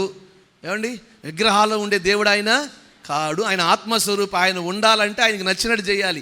ఆయనకి నచ్చేది, మెచ్చేది ఏదైనా ఉందంటే ఏకత్వం, ఐక్యత ఉన్న చోట ఆయన ఉంటాడు. అది లేని చోట అసలు ఆ దరిదాపుల్లో కూడా వెళ్ళడు ఆయన. నిజమే, అప్పుడు వరకు వారి మధ్య అది లేదు కాబట్టే ప్రజల కన్నుల ఎదుట ఆయన దిగి రాలేదు. ఎప్పుడైతే వారందరూ కలిసి ఒక్క మాటకు వచ్చారో వారందరి కన్నుల ఎదుట ఆయన దిగి రావటం జరిగింది. మరి ఈరోజు అటువంటి కృప దేవుడు మనందరికీ ఇచ్చును గాక. మీరు వెళ్ళేటప్పుడు ఒకే మాటలోకి వెళ్ళండి, మేమందరం ఒకటి ఒకటి ఒకటి ఒకటి ఒకటి. సాయితానగాడు ఏవో పెట్టి ఉంటాడు కుటుంబాలలో, అన్ని పక్కన పెట్టి ఒకటి ఒకటి ఒకటి అనుకుంటూ వెళ్ళండి. రెండు కాదు ఒకటి, రెండు కాదు ఒకటి. ఏంటొకటి? అందరం ఒకటి. హల్లెలూయా. మీ మదిలో అటువంటి ఆలోచన పుడుతూ ఉండగానే నా ప్రభు మీతో వచ్చి కలసి మిమ్మల్ని నడిపించునుగాక. రెండో మాటగా చూడండి, రెండో మాటకి ఎందుకు ఏకంగా ఉండమంటున్నాడు ఆయన? యెహెజ్కేలు గ్రంథం 11:19. వారు నా కట్టడలను నా విధులను అనుసరించి గైకొనున్నట్లు నేను వారి శరీరంలో నుండి రాతి గుండెను తీసివేసి వారికి మాంసపు గుండెను ఇచ్చి. అక్కడి నుంచి అండర్లైన్ చేసుకోండి, చదవండి. వారికి ఏక మనసు కలుగజేసి వారి యందు నూతన ఆత్మ పుట్టింతును. గట్టిగా స్తోత్రం చెప్తారా? నేను ఒక నూతన ఆత్మను పుట్టించాలనుకుంటున్నాను. అయితే వారిలో మొదటిగా నేనేం చేస్తానంటే ఏక మనసును కలుగు చేస్తాను. ఏక మనసు రాకుండా నేను పంపిన ఆత్మ వల్ల ఏ ప్రయోజనం ఉండదు. కాబట్టి ఆ ప్రజల మధ్యకు నేను మొదటిగా ఏక మనస్సును కలుగు చేసి ఆ తరువాత నూతన ఆత్మను పుట్టిస్తాను. నూతన ఆత్మ, పరిశుద్ధాత్మ, నూతన ఆత్మ మన మీదకి దిగి వస్తే ఏమండి, నీ చదువులకు కావాల్సిన జ్ఞానం నీకు అందుతుంది. నా మాట వినాలి, నా మాట వినాలి. పురుషులు 120 మంది, స్త్రీలు ఎంతమంది ఉన్నారో తెలియదు అక్కడ. వాళ్ళందరూ కలిసి ఏక మనసుతో కలిసి మేడగదిలో ప్రార్థన చేస్తున్నారు. వారి మీదకి బలమైన దేవుని ఆత్మ దిగొచ్చింది. హల్లెలూయా. అప్పుడు వరకు తూ అంటే తారాదు. ఒకటి తర్వాత ఎంత పేతురో అంటే 4 అంటాడు. 4 ఏంటి పేతురు? ఒకటి తర్వాత 2 కదా. పేతురు ఆ తర్వాత అంటాడు. ఆ తర్వాత ఏంటి పేతురు అంటే నాకు ఏమీ చేత కాదు, విద్య లేని పామరుడిని, బేస్తవాడిని, చేపలు పట్టుకునేవాడిని. అటువంటి వాడు వేల మంది ప్రజల ముందు నిలబడి ఏమండి ధైర్యముగా ధర్మశాస్త్రాన్ని, జరిగిన వాటన్నిటినీ అక్కడున్న ప్రజలకు ఉపదేశం చేశాడంట, ప్రకటించాడు. అతని బోధ విన్నవారు ఆ రోజు మారు మనసు పొంది రక్షించబడిన వారు ఎన్ని వేల మంది చెప్పాలి? ఒక విద్య లేని పామరుడు బోధిస్తే 3000 మంది రక్షించబడ్డారు. ఆ పాండిత్యం ఎక్కడి నుంచి వచ్చింది? అక్కడున్న యాజకులు సైతం ఆశ్చర్యపోతున్నారు. వీడు బేస్తవాడు కాదా? చేపలు పట్టుకునే గలీలుడు కాదా? మరి వీళ్ళకి ఇంత జ్ఞానం ఎక్కడి నుంచి వచ్చిందంటే వారిలో ఒక నూతన ఆత్మ పుట్టింది. చెప్పండి గట్టిగా, హల్లెలూయా. ఒక నూతన అభిషేకం వారి మీదకి దిగి వచ్చింది.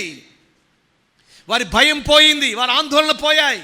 వారు ధైర్యంగా నిలబడుతుంటే వారిలో ఉన్న దేవుని ఆత్మ ఏమండి వారి నోట మాటనిచ్చి ఎక్కడ ఏమి మాట్లాడాలో ఆ మాటను ప్రజలకు అందిస్తూ ఉన్నాడు. ఆ నూతన ఆత్మ పుట్టడానికి గల కారణం ఏంటో తెలుసా? వారందరూ కలిసి ఏక మనస్సు కొలై ప్రార్థించటం వల్ల. హల్లెలూయా. ఈరోజు కూడా నా ప్రభు అదే చెప్తున్నాడు. ఏమన్నా తెలుసా? మనందరిలో ఒక నూతన ఆత్మను ప్రభు పుట్టించాలనుకుంటున్నాడు. ఆ ఆత్మ మన మీదకి దిగి వచ్చినప్పుడు మనలో ఉన్న రోగములన్నీ కాల్చబడతాయి. ఆ ఆత్మ మన మీదకి, పరిశుద్ధాత్ముడు మన మీదకి దిగి వచ్చినప్పుడు మనము జయించలేని పాపంపై మనకు గొప్ప జయము కలుగుతుంది. పరిశుద్ధాత్ముడు నూతనంగా ఎప్పుడైతే దిగి వస్తాడో మూయబడిన గర్భాలు తెరవబడతాయి, సమస్యలు తొలగుతాయి, చీకటి కార్యాలు తరిమి కొట్టబడతాయి. ప్రజలు మేలు అనుభవించడానికి, ఒక ఆత్మీయ ఉద్యమం కలగడానికి అవకాశం ఉంది. మరి ఆ నూతన ఆత్మ ఎలా వస్తాడో తెలుసా? ఎక్కడ పుట్టిస్తాడో తెలుసా? ఆయన చెప్పండి, ఎక్కడ? ఏక మనసు ఉన్న చోట. హల్లెలూయా. ఈరోజు చాలామంది ఇక్కడ దాటలేని ఎన్నో ఉన్నాయి, శోధనలో ఉన్నాయి, ఇరుకులో ఉన్నాయి, ఎన్నో పరిస్థితుల మధ్య ఉన్నారు, చాలామంది ఉన్నారు. కానీ వాటి అన్నిట్లో నుంచి మీరు దాటాలంటే నూతన ఆత్మ మీదకు దిగి రావాలి. హల్లెలూయా. చెప్పండి గట్టిగా, కాస్త బిగ్గరగా చెప్పాలి. హల్లెలూయా. ఆత్మదేవుడు వల్లే ఏదైనా సాధ్యమవుతుంది. ఆ ఆత్మదేవుడు మన మీదకి దిగి వచ్చినప్పుడు, సంసోను మీదకి దిగి వచ్చినప్పుడు ఏమండి మనిషిగా ఒక మనిషి చేయలేనివి, అసాధ్యమైనవన్నీ సంసోను చేయగలిగాడు. అవునా కాదా? అంత శక్తి ఎక్కడి నుంచి వచ్చింది అతనికి? అంత బలం ఎక్కడి నుంచి వచ్చింది? దేవుని ఆత్మ దిగి రావటం బట్టి. ఈరోజు లోకంలో ఉన్న వారి వలె మనము ఒకటిగా ఉంటే ప్రయోజనం ఏముంది? మనం వారి కంటి ముందు మనం ప్రభు చేత దీవించబడాలంటే మన మీదకి నూతన ఆత్మ దిగి రావాలి. నేను మరలా చెప్తున్నాను దేవుని సేవకునిగా, ఏమనంటే ఆత్మ పొందుకోవాలన్న ఆశ నీకు ఉండాలి. అప్పుడే ఆయన నీ మీదకి దిగి వస్తాడు బలముగా, అభిషేకమై. వాళ్ళు ఏదో ప్రార్థన చేసుకుంటారు, వాళ్ళు ఏదో పాటలు పాడుకుంటారు, వాళ్ళు ఏదో ఆరాధన చేసుకుంటారు, మనకెందుకులే అని అనుకుంటూ, నాకు వద్దులే ఆ అనుభవం, నాకెందుకులే ఆత్మ, నాకు వాక్యం సరిపోతుందిలే, ఆత్మ నడిపింపేందుకు వాక్యంతో నడుచుకుంటానులే. నిజం, వాక్యం నీలో ఫలించాలంటే పరిశుద్ధాత్ముడు నీలో ఉండాలి. ఇది వాస్తవం. వాక్యము నీలో ఫలించాలన్నా, పాపము నిన్ను ఒప్పింప చేయాలన్నా పరిశుద్ధాత్ముడు నీలోనికి వచ్చి నీలో ఉండి నీతో ఉండి నిన్ను నడిపించాలి సర్వసత్యం వైపు. నిజమే కదా? మరి ఆ ఆత్మ దేవుణ్ణి, పరిశుద్ధ ఆత్మ ఆత్మ అభిషేకాన్ని పొందుకోవాలన్న దప్పిక, దాహం నీకుంటే ఏమండి, ఆ ఆత్మ వర్షాన్ని ప్రభువు నీ మీద కుమ్మరింపజేస్తాడు. కాస్త బిగ్గరగా చెప్పండి, ఇంకాస్త బిగ్గరగా. మరి ఈరోజు నేను పరిశుద్ధాత్మను పొందుకోవాలని 5 years అండి, 5 సంవత్సరాలు ఎన్నోసార్లు ప్రభు దగ్గర ఏడ్చాను. ఈ నోటితో ఆత్మ లేదన్నానయ్యా, ఈ నోటితో పరిశుద్ధాత్మ లేడు, పరిశుద్ధాత్మ కార్యాలు లేవన్నారయ్యా, నన్ను క్షమించయ్యా, నీ ఆత్మ నాకు కావాలయ్యా, నీ ఆత్మ అభిషేకం కావాలయ్యా, నీ ఆత్మ నా మీదకి దిగి వస్తే, నూతన ఆత్మ నాలో పుడితే నా ప్రవక్తన మారుతుందయ్యా, నా ఆత్మీయ స్థితి మారుతుందయ్యా, నా బోధ మారుతుందయ్యా, నా ఆత్మీయ ఉద్యమం కలుగుతుందయ్యా, నా స్థితిగతులన్నీ మారతాయి, నీ ఆత్మ నాకు కావాలని 5 సంవత్సరాలు ఏడ్చా. 5 సంవత్సరాలు నేను నమ్మిందే సిద్ధాంతం అనుకుని, ఆ సిద్ధాంతపు గోడల మధ్య ఆత్మీయతను కట్టుకుని బ్రతికిన నా జీవితంలో ఎప్పుడైతే పరిశుద్ధాత్ముడు వాక్యపు సత్యములోనికి నడిపించాడో, ఆ ఆత్మ అభిషేకము కొరకు ఏమండి 5 years ఏడుస్తూనే ఉన్నాను, నీ ఆత్మ నాకు కావాలి, నీ ఆత్మ నాకు కావాలి. ఒక సమయంలో పాట పాడుతూ ఉండగా లక్షల మంది ప్రజల ముందు ఆయన ఆత్మ తాకుదల కలిగింది. ఒక్కసారిగా తెలియని ఒక శక్తి నాలోనికి వెళ్ళినట్టుగా నేను గమనించా. ఫస్ట్ తాకింది, రెండోసారిగా కాస్త ఆత్మలో ఉజ్జీవం కలిగింది, మూడోసారి 2015 ఒక సేవకుల కూడికలో దైవజనులు తల మీద చేయి వేసి ప్రార్థిస్తున్నప్పుడు ఆ అభిషేకాన్ని ప్రభు కొమ్మరింపజేశాడు. హల్లెలూయా. బైబిల్లో రాయబడిన మాటే, పేతురు పౌలు చేతులుంచగా పరిశుద్ధాత్ముడు వారి మీదకి దిగి వచ్చినన్న మాట. ఆ తర్వాత నుంచి నా ఆత్మీయ స్థితి మారింది, నా మాట మారింది, నా బోధ మారింది, నా స్థితిగతులు మారాయి, నా పరిస్థితులు మారాయి. తెలియని ఒక ఉజ్జీవం ఆత్మలో అనుభవించగలుగుతున్నాను. ఇక్కడ ఉన్నవారు కొంతమంది దైవజనులతో చెప్పిన మాటలు నాకు ఇంకా గుర్తున్నాయి. పాస్టర్ గారి బోధ మారిందండి. ఎందుకంటే నన్ను 2011 నుంచి చూస్తున్నారు, 12 నుంచి చూస్తున్నారు. 2015 తరువాత పలానా తల్లి కనబడి ఇలా చెప్పారు అని చెప్పారు ఒకరోజు. దానికి గల కారణం ఏంటో తెలుసా? ఒకటే కారణం, దిగి వచ్చిన ఆత్మ దేవుని యొక్క కృప. హల్లెలూయా. నీ స్థితి మార్చగలిగిన వాడు పరిశుద్ధాత్ముడు. నీ పిరికితనం పోతుందండి, నీ అవిశ్వాసం పోతుంది. వారు భయపడుతూ బతికారు. కానీ ఎప్పుడైతే పరిశుద్ధాత్మను పొందుకున్నారో వారు ధైర్యముగా నిలబడి దేవుని కొరకు బ్రతకటానికి కావాల్సిన ఏమండి ఆ ధైర్యం వారికి వచ్చింది ఆత్మదేవుని వల్ల. కాస్త బిగ్గరగా స్తోత్రం చెప్పండి, ఇంకాస్త బిగ్గరగా. ఏక మనసు ఉన్న చోటకి ఏం పంపుతాడు ఆయన? నూతన ఆత్మని. ఆ ఆత్మను పొందుకుంటే నువ్వు అడుగుపెట్టిన చోటల్లా నీకు జయమే. అపజయం అనేది నీ జీవితంలో నువ్వు పొందుకోలేవు. ఆత్మ పొందుకున్న వాడికి ఆత్మ లేని వాడికి వ్యత్యాసం ఉంది. ఆత్మ పొందుకున్న వాడికి ఆత్మ లేని వాడికి వ్యత్యాసం ఉంది. ఇద్దరు ఒకటి కాదు. ఆత్మ పొందుకున్నవాడు ఆత్మానుసారంగా నడిపించబడతాడు, అది అభిషేకమై ఉంటుంది. హల్లెలూయా. మరి ఈరోజు ఈ వాక్యం వింటున్న నీ జీవితంలో మరలా ఇంకొక మాట మీకు చెప్పాలి ఈ సందర్భంలో. అంటే ఆత్మ పొందుకోవటం అని అంటే లోకంలో కొన్ని తప్పుడు అభిప్రాయాలు ఉన్నాయి, లేకపోతే ఏలెత్తి చూపించే కొన్ని ఉన్నాయి. ఆత్మ పొందుకోవటము అని అంటే కొంతమంది కొన్ని భావాలు చెబుతున్నారు ఈ లోకంలో. అలా కాదండి.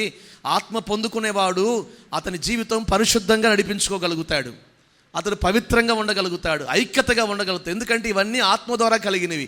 ఆత్మ కలిగించు ఐక్యత, ఆత్మ ద్వారా కలుగు పరిశుద్ధత. ఆత్మ ద్వారా ఏమైతే కలుగుతున్నాయో ఆ అనుభవాలు కలిగి ఉంటాడు.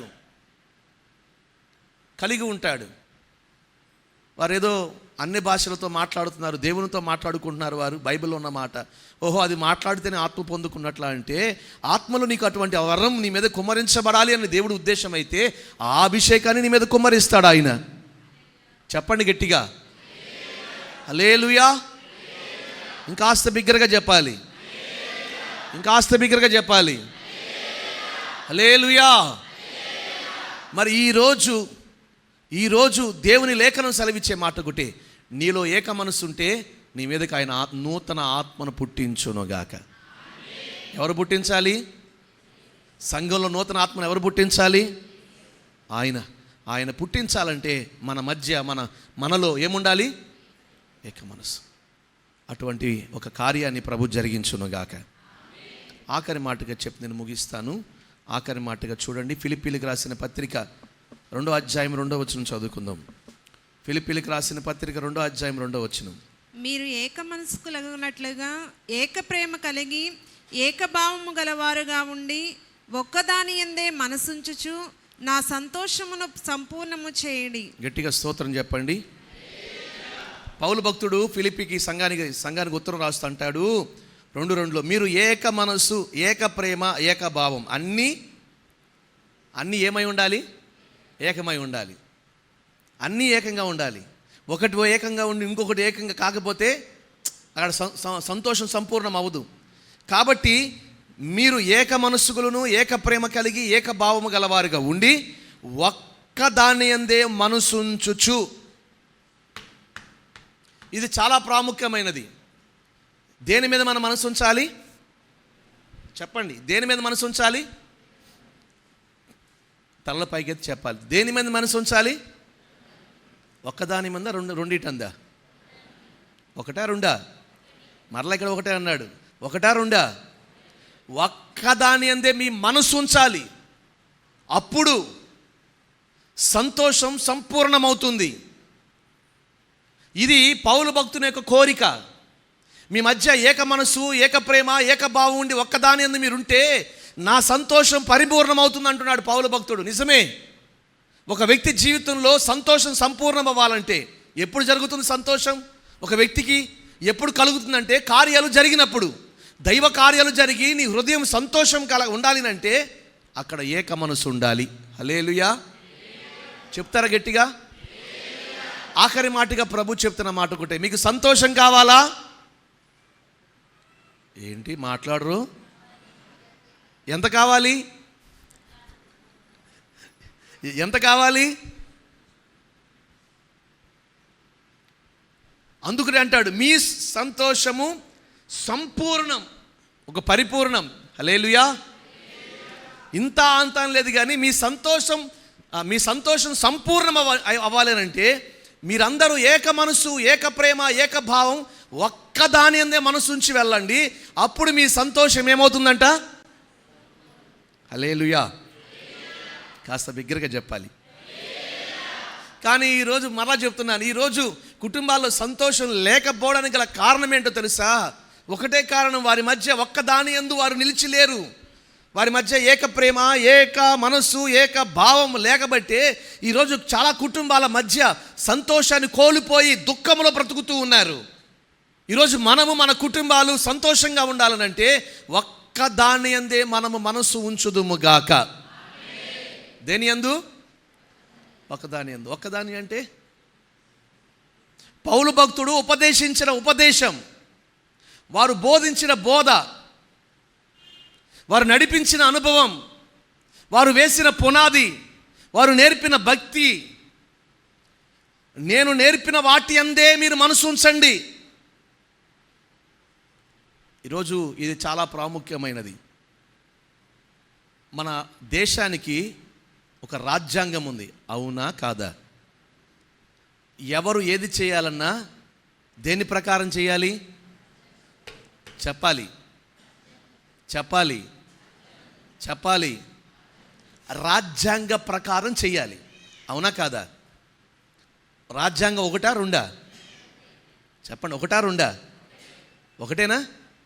వాళ్ళు రాష్ట్రపతి అయినా సామాన్య మనిషి అయినా ఎవరు ఏది చేయాలన్నా ఏమంటే దేని ప్రకారం చేయాలి? క్రైస్తవులకు దేవుడిచ్చిన రాజ్యాంగం ఇదిగోండి. ఏంటది? నమ్మిన వారు స్తోత్రం చెప్పండి. హల్లెలూయా, హల్లెలూయా. ఎవరు ఏది చేయాలన్నా, ఎవరు ఏ నిర్ణయాలు చేయాలన్నా, ఎవరు దేని ప్రకారం వెళ్ళాలన్నా, ఏ రకంగా నడుచుకోవాలన్నా మనకంటూ ఒక రాజ్యాంగం ఉంది.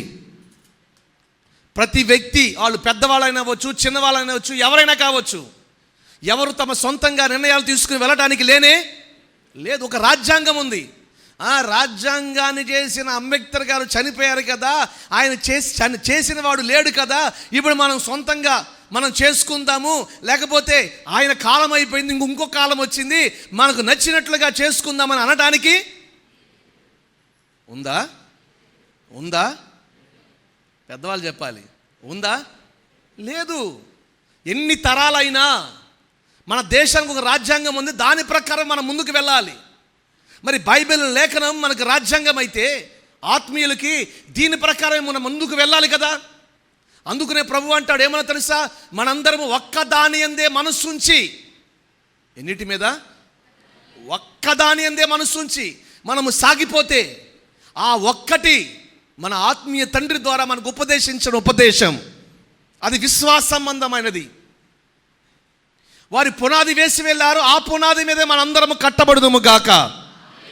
వారి నిర్ణయాలలో, వారు చెప్పిన మాటలలో, వారు మనకు ఉపదేశించిన ఉపదేశాలలో ఒక్కదాని అందే, అది 2008వ సంవత్సరం కృపా ప్రార్థనా మందిరం, దేవుడు నాకు ఇచ్చిన మందిరం పేరు.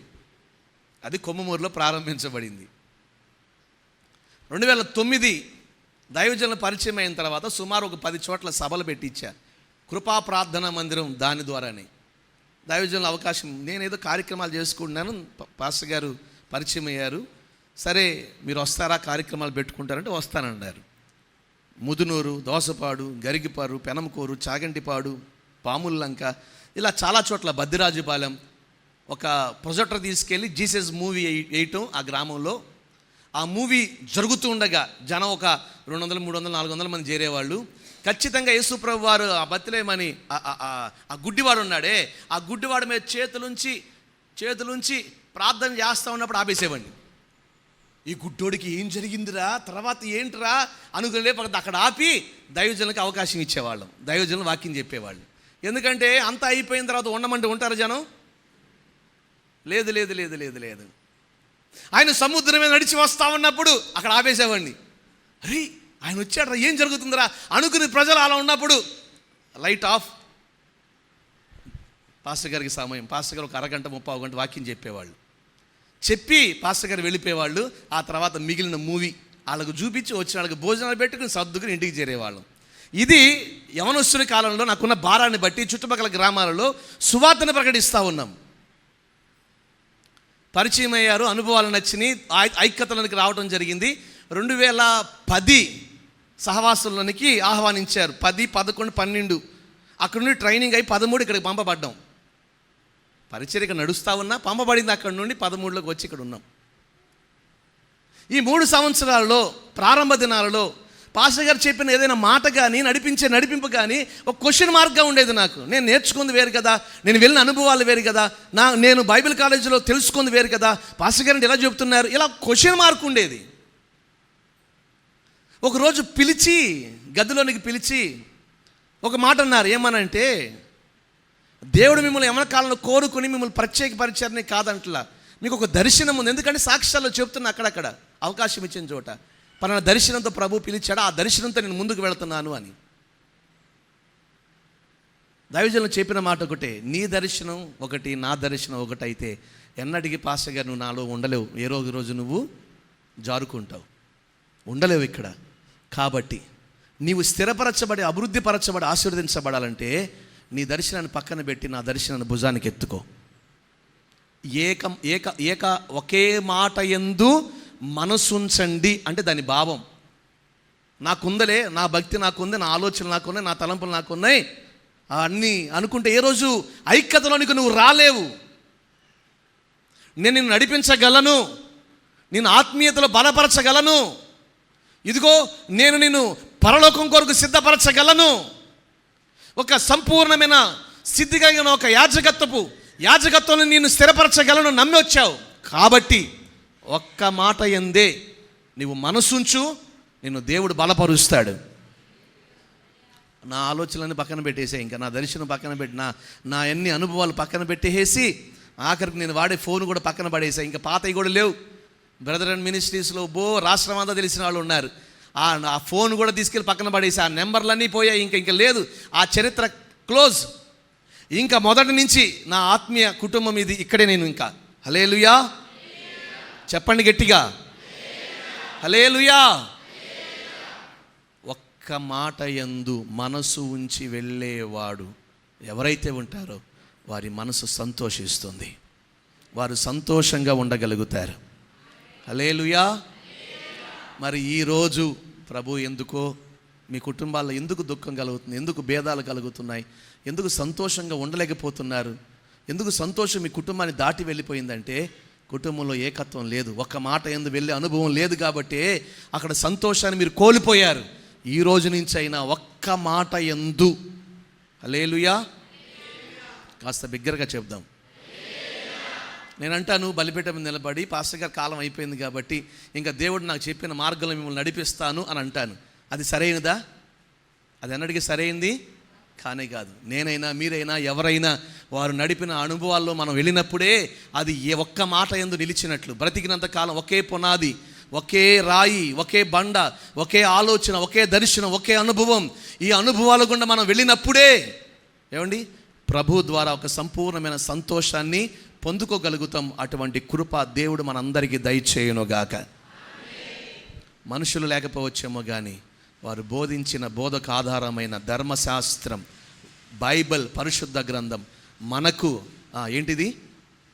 మనకేంటిది? రాజ్యాంగం. మన రాజ్యాంగం, మన పరిపాలన పరలోకం, మన రాజ్యం అది. ఆ పరలోకానికి సంబంధించిన రాజ్యాంగం మన చేతికి ఇచ్చారు. ఎవరు ఏ అడుగులు వేయాలన్నా, ఎవరు ఏ ఆలోచన చేయాలన్నా ఇందులో నుంచి ఒక మాట తీసుకుని ఆ మాట ప్రకారం ముందుకు వెళ్ళాలి. మరి ఈరోజు వాక్యం చెప్తున్న మాట ఏంటో తెలుసా? మీరందరూ ఏక భావం, ఏక మనస్సు, ఏక ప్రేమ కలిగి ఒక్క దాని యందు మీరు మనసు కలిగి ఉండండి. అప్పుడు సంతోషం, మీ సంతోషం సంపూర్ణమగునుగాక. కనులు మూసుకోండి, ప్రార్థన చేసుకుందాం. ఎక్కడైనా మీరు అటువంటి అనుభవాలు లేకపోతే తిరిగి రండి, ఆ అనుభవాల్లోనికి రండి, తిరిగి రండి. మనందరము ప్రభువునందు ఏకమై ఉన్నాం. కులాలు, మతాలు, ఏమండి ధనిక దరిద్రత వేరై ఉండొచ్చు, కానీ ప్రభువులో మనందరం ఏకమై ఉన్నాం. మనందరినీ ఏకపరచటానికి, జతపరచడానికి ప్రభు తన ప్రాణాన్ని పెట్టాడు. ఇది నోటి మాటలతో కలిగిన ఏకత్వమో, కులాన్ని బట్టో, మతాన్ని బట్టో, ధనాన్ని బట్టో కలిగిన జతపరచబడిన స్థితి కాదు. ఇది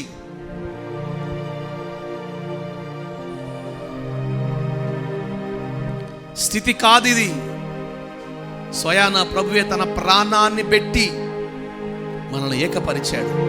మనందరం ఇద్దరము కాదు, మనందరము ఒకటి, మనందరము ఒకటి. ఈ భావములో నీకు ఎప్పుడైతే నీ మనసులో నువ్వు వస్తావో అప్పుడు ప్రభుని ఎద్దకు దిగొస్తాడు.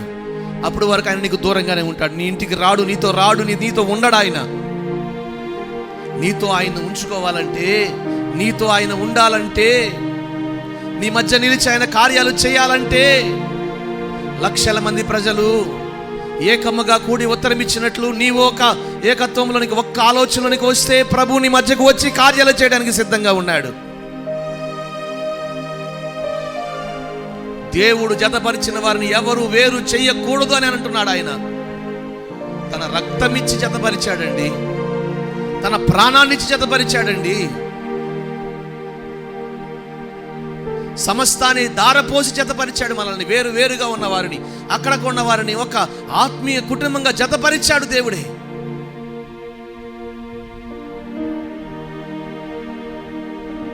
మనము వేరు కాము, మన మధ్య భేదము లేదు,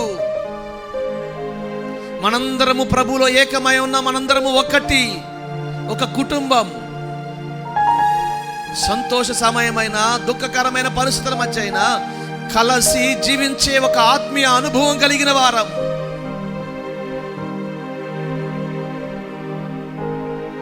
స్తోత్రం.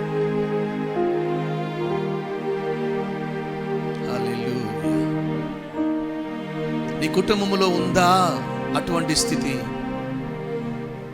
నువ్వు చేస్తున్న జాబులో అటువంటి స్థితి ఉందా? నువ్వు వెళుతున్న ఆత్మీయ పయనములో అటువంటి స్థితి ఉందా? ఒకవేళ ఉంటే ఈరోజే ప్రభు చెప్తున్నాడు, మోషే యెహోవాకు వారు చెప్పిన మాటలు చెప్పగానే చెప్పు, వారి కన్నులదట నేను సీనాయి పర్వతం మీదకి దిగొస్తానని, వారి మధ్యకు వస్తానని చెప్పు.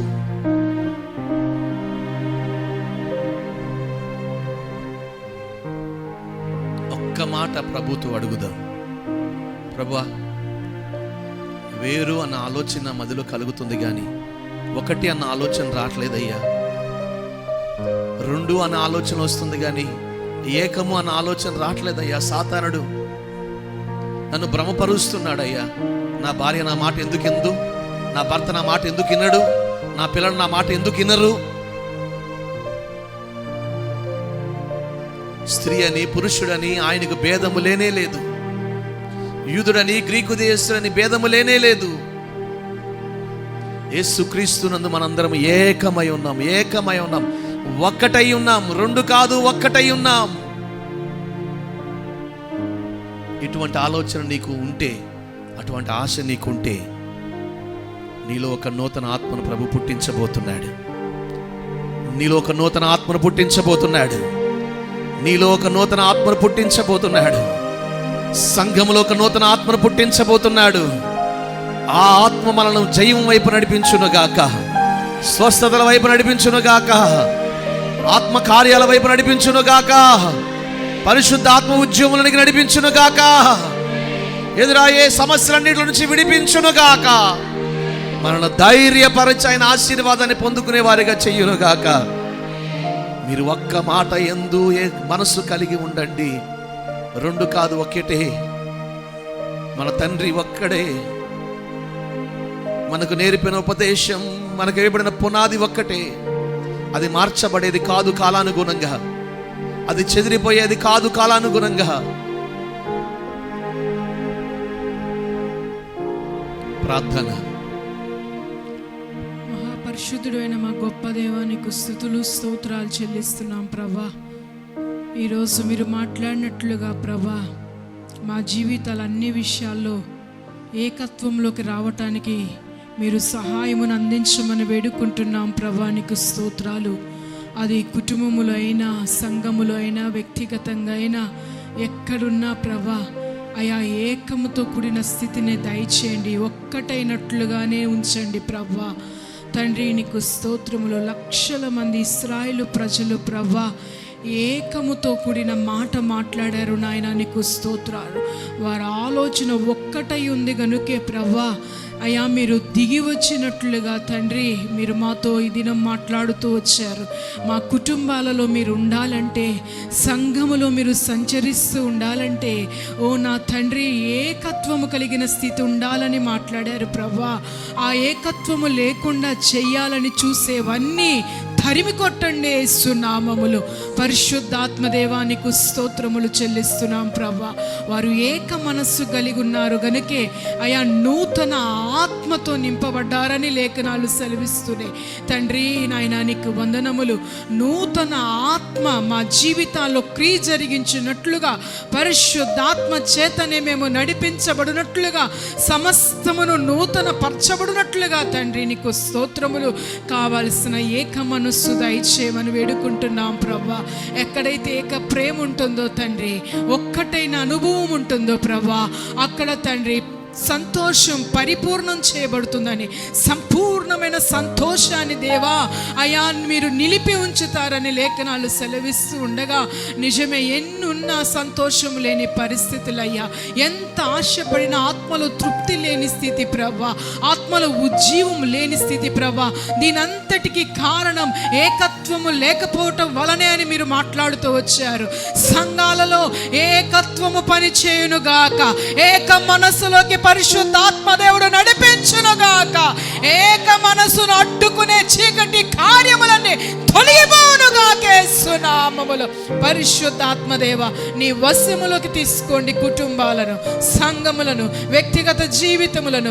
భిన్నాభిప్రాయములు, భేదాభిప్రాయములు కలిగించే అపవాదిని తరిమి కొట్టండి యేసునామములో.